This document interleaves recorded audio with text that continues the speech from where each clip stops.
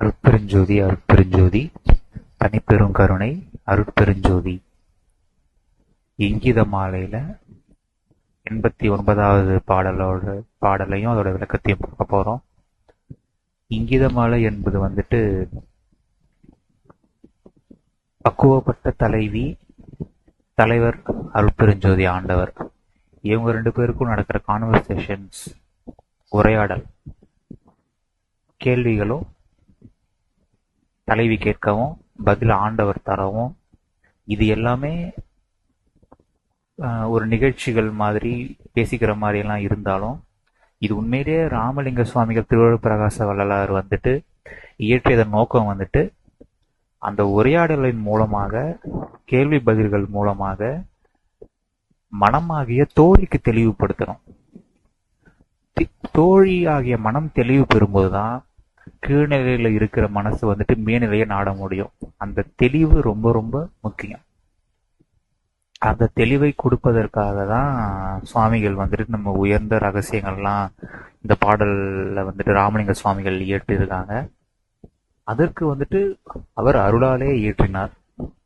அவர் பிறவிலேயே திருவோடு வந்தவர் ராமலிங்க சுவாமிகள் திருவள்ளுவப்பிரகாச வள்ளலார். அவர் தந்த இந்த அருளிய இங்கித மாலைக்கு அதற்கான உரையும் தயவாலே, திருவருட்பிரகாசத்தினாலே, வள்ளலாரின் திருவருட்காட்சியினாலே வள்ளலாரின் உண்மையான வாழ்வினை, வள்ளல் பெருமானோட உண்மையான அந்த மகிமையினை உணர்ந்து அனுபவத்தில் ஏற்று, அந்த அனுபவத்திலிருந்து நமக்கு தயாபிரகாச சுவாமி சரவணானந்தர் இந்த விளக்கங்கள் எல்லாம் அருளி இருக்காங்க. அருட்பெருஞ்ஜோதி ஆண்டவரையும் திருவருட்பிரகாச வள்ளல் பெருமானையும் தயாபிரகாச சுவாமி சரவணானந்தர் அவர்களையும் ஒரு சேர வணங்கி நம்ம இதை மேற்கொண்டு பார்ப்போம். கனிமான் இதழி முளைச்சுவடு கலித்தீர் ஒற்றிக் காதலர் நீர் தனிமான் ஏந்தியாம் என்றேன் தடங்கண் மடந்தாய் நின்முகமும் பனிமான் ஏந்தியாம் என்றார் அரைமான் மருவி நீர் என்றேன் இனி மான் மருவி என்கின்றார் இதுதான் சேடி என்னேடி. கனிமான் இதழி முளைச்சுவடு கலித்தீர் ஒற்றிக் காதலர் நீர் தனிமான் ஏந்தியாம் என்றேன் தடங்கான் மடந்தாய் நின்மோகமும் பனிமான் ஏந்தியாம் என்றார் பறைமான் மருவி நீர் என்றேன் இனிமான் மருவி என்கின்றார் இதுதான் சேடி என்னேடி. விளக்கத்தை பார்ப்போம். உடலிலே பெண் கூறு இடமாகவும் ஆண் கூறு வலமாகவும் அமைந்துள்ளன. இருதயம் சற்றே இடதுபுறமாகவே ஆண் பெண் இருபாலருக்கும் இருக்கின்றது. ஸோ ஆணாகட்டும் பெண்ணாகட்டும் இருதயம் லெஃப்ட் சைட் ஆஃப் த பிசிக்கல்ல தான் இருக்கு அப்படின்னு சொல்றாங்க. ஆனா இன் ஜென்ரல் பீட் மேல் ஃபீமேல், ஆணா இருந்தாலும் பெண்ணா இருந்தாலும் பெண் கூறு இடப்பக்கம் இருந்து செயல்படுவதாகவும் ஆண் கூறு வலப்பக்கத்திலிருந்து செயல்படுவதாகவும் இங்க சொல்றாங்க. தொடர்ந்து பார்க்கலாம்.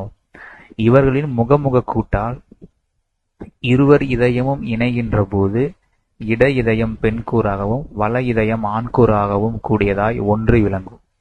இந்த ஒன்றிய இதயம் நடு அமைய இருபுறத்தும் இருவர் மார்பும் பெண் ஆண் பெண் என்ற வித்தியாசமின்றி கலந்து விடுகின்றது.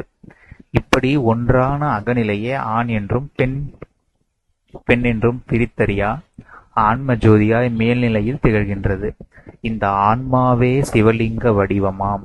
இதில்தான் களவாமற் கலந்த பால் அறியப்படாத ஆண் பெண் தத்துவம் அடங்கி இருக்கின்றது. ஜீவ ஆன்ம அனுபவத்தின் பொருட்டு ஆண் பெண் என உலகில் தோற்றுவிக்கப்படுகின்றது ஓர் ஆன்மலிங்கம். ஜீவ ஆன்ம அனுபவத்தின் பொருட்டு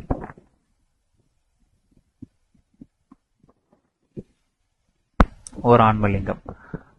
அறிவு விளக்க ஆணியல் அகமிருந்து விளங்க உடல் வளர்க்கும் பெண்ணியல் புறத்தே உருவாகி வளர்கின்றதாம். அறிவு விளக்க ஆணியல் உடல் வளர்க்கும் பெண்ணியல் புறத்தே.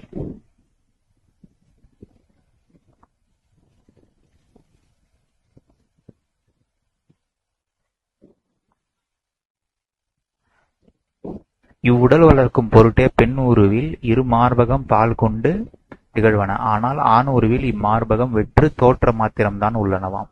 இதுவே சிவனது வடிவில் சக்தியின் இணைப்பால் இரு புள்ளிகள் போல் அமைந்துள்ளதாக ஒரு கற்பனை செய்துள்ளனர். ஸோ இதோட ஹோல் இது என்னன்னா, ஒவ்வொரு ஜீவராசியும் ஆணாகட்டும் பெண்ணாகட்டும் எல்லாருமே இங்க ஆத்ம ஜோதியா தான் இருக்கும்.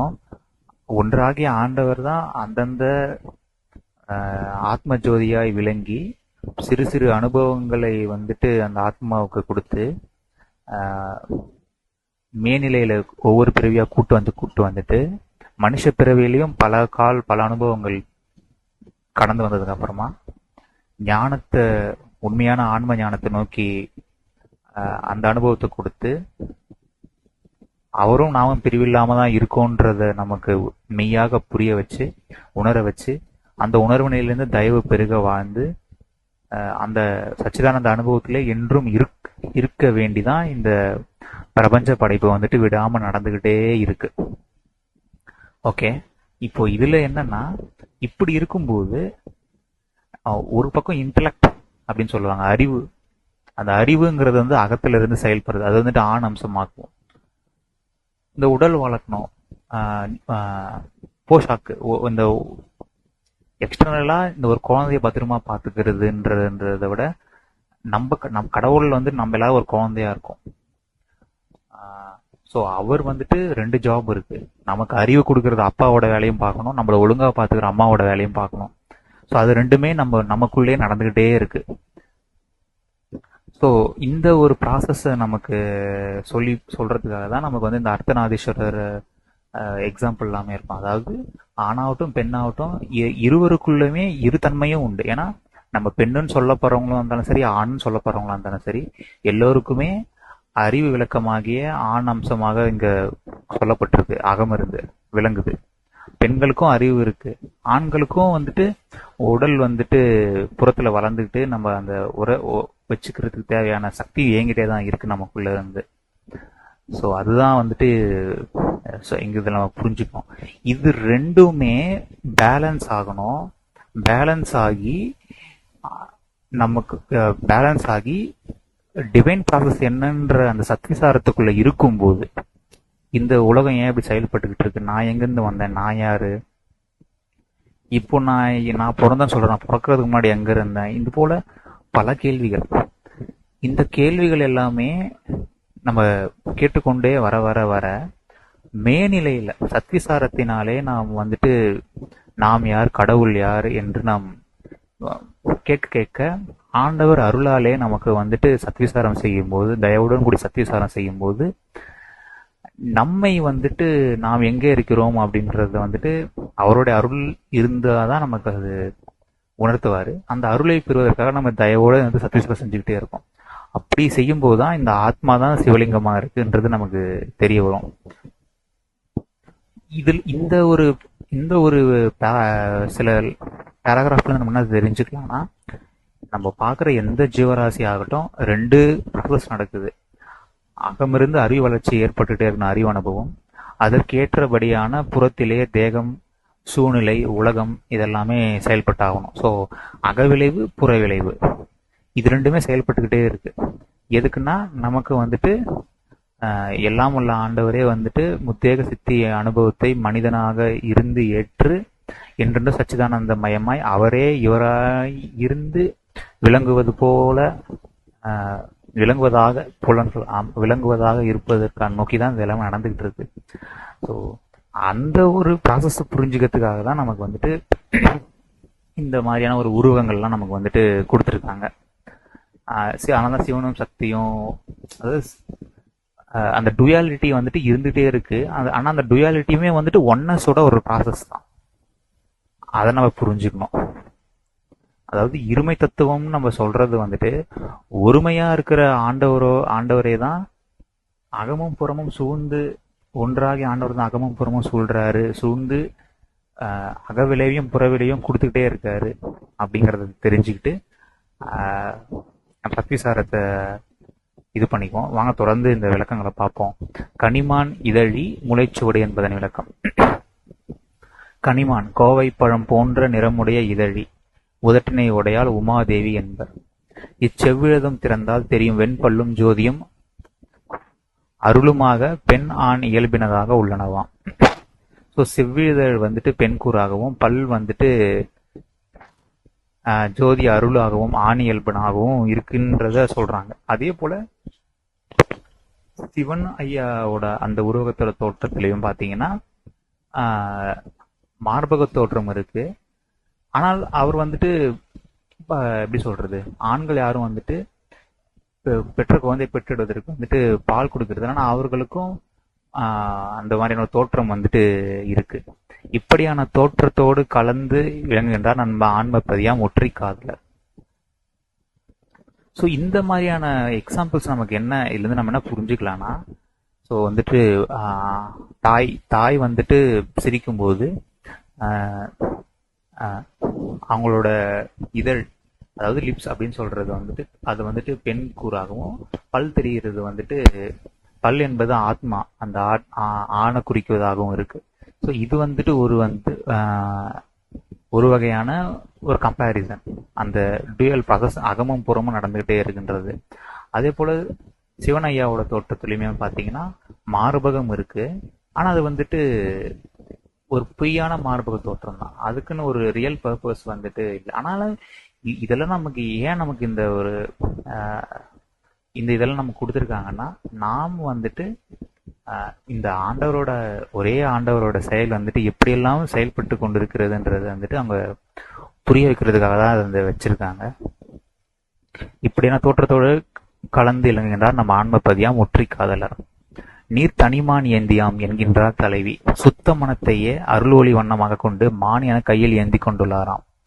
அவர் இம்மானிட உருவில் அபக்குவ நிலையில் மானிடனாக, இம்மானின உருவில அபக்குவ நிலையில் மானிடனாக இடது கையிலே, ஸோ இடது கையில தான் வந்துட்டு வச்சிருக்கிற மாதிரி தெரியுது நமக்கு இங்கிருந்து பார்க்கும்போது.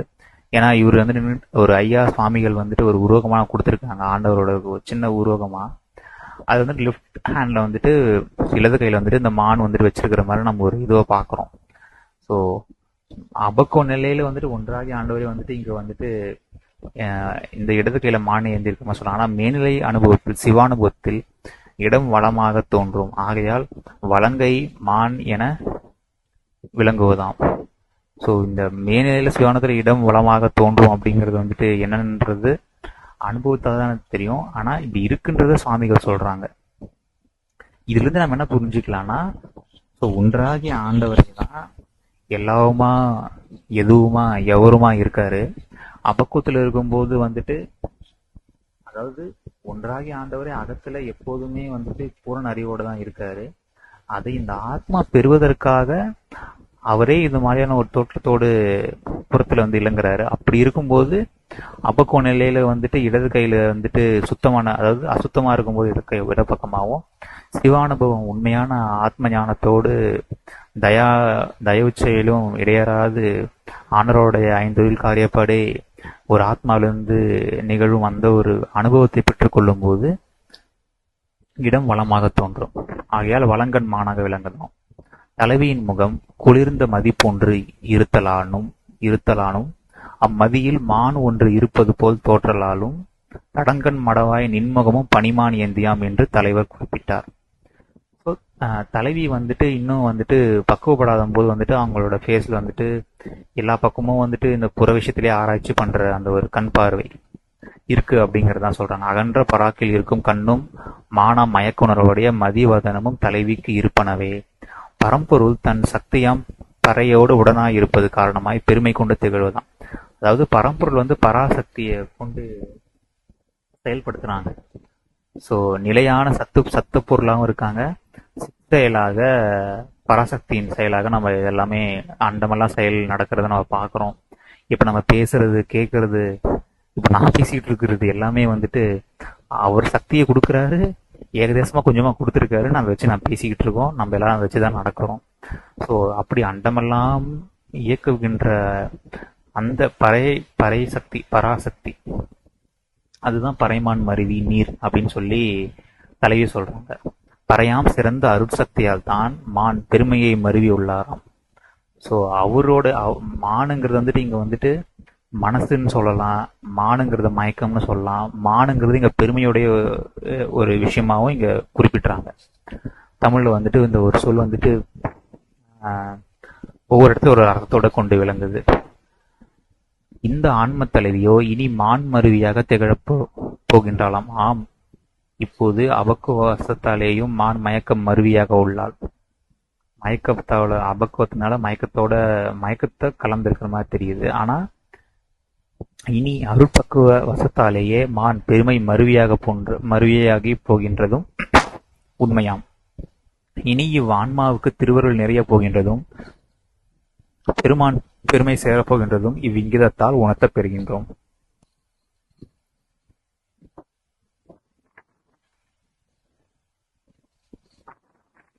இனிமான் மருவி, இந்த இனிமான் மருவின்றது ஆண்டர் வந்துட்டு தலைவியை பார்த்து சொல்றாங்க. இனிமான் மருவியாம் நீர் அப்படின்னு சொல்லி சொல்றாங்க. இப்போ அபக்குவ வசத்துல இருக்க, ஆனா நீ வந்துட்டு நீயும்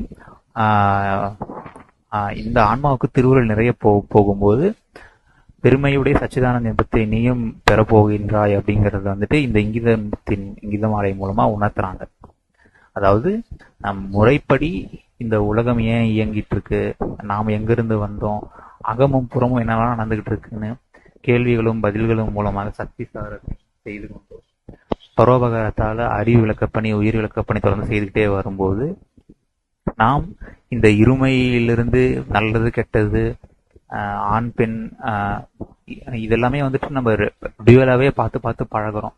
ஆனா ஒன்றாகிய ஆண்டவர் தான் எதுவுமா எவருமா எல்லாவுமா விளங்கிட்டு இருக்கிறது வந்துட்டு அகநிலையிலிருந்து தயாநிலையிலிருந்து பார்க்கக்கூடிய அந்த பக்குவத்தை வளர்த்துக்கிட்டோம். ஸோ அப்படி வளர்த்துக்கும் போது நம்ம வந்துட்டு இந்த ஆத்ம ஜோதியா மேல்நிலையில் திகழ்வோம். அந்நிலையில் இருந்து தான் ராமலிங்க சுவாமிகள் திருவோடே அந்நிலையில தான் வந்தார். திருவோடு இருப்பது என்பது ஆத்ம ஜோதியிலேயே நான் ஆத்மாவாய் இருக்கின்ற அந்த உண்மையான மெய்ஞான ஆண்டவரால் அருளப்பட்டு இருப்பதுதான்.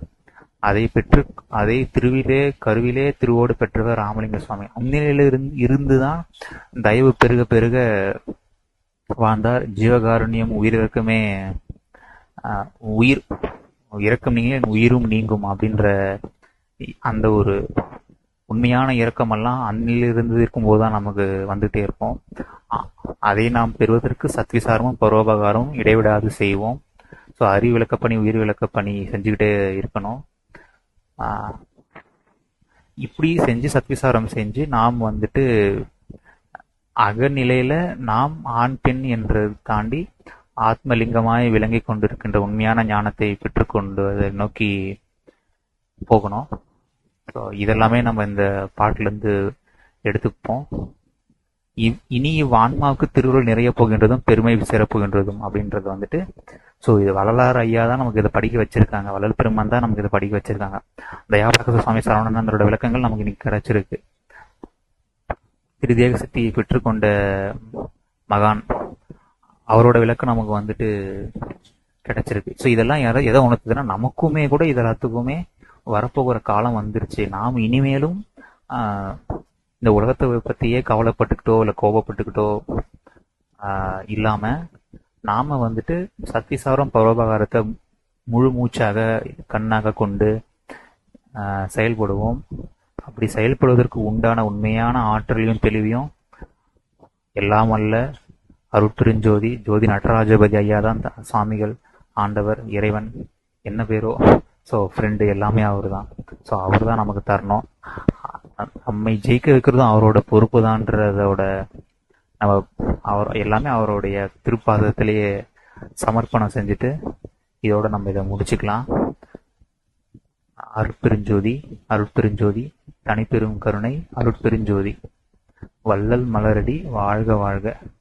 வள்ளலார் புகழ் பேசுவதே வள்ளலார் சொல்லின்படி வாழ்வதே நோக்கமாயிருந்து உலக மக்கள் எல்லாரும் மெய்ஞானத்துல ஓங்கி திரிதேக சித்தி பெறுவதற்கு எல்லாமல்ல அருட்பெருஞ்சோதி ஆண்டவரே ஐயா சுவாமி நீங்களே அபயம் அபயம் அபயம்.